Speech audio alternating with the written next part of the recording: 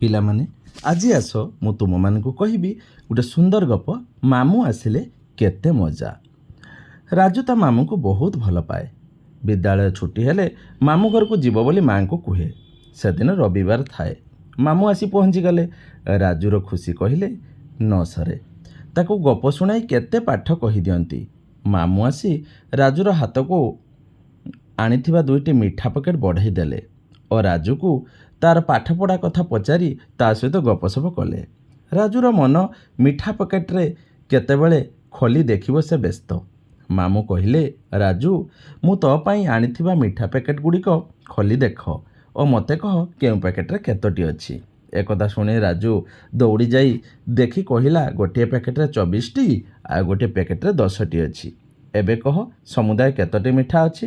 ରାଜୁ କହିଲା 34ଟି ମିଠା ଅଛି। ମାମୁଁ ବହୁତ ଖୁସି ହେଲେ।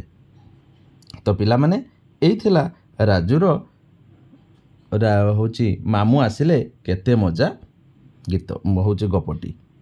ତେବେ କିଛି ପ୍ରଶ୍ନ ତୁମମାନଙ୍କୁ ପଚାରୁଛି, କମେଣ୍ଟ ବକ୍ସରେ ଲେଖିବ। ମାମୁଁ ରାଜୁ ପାଇଁ କ'ଣ ଆଣିଥିଲେ?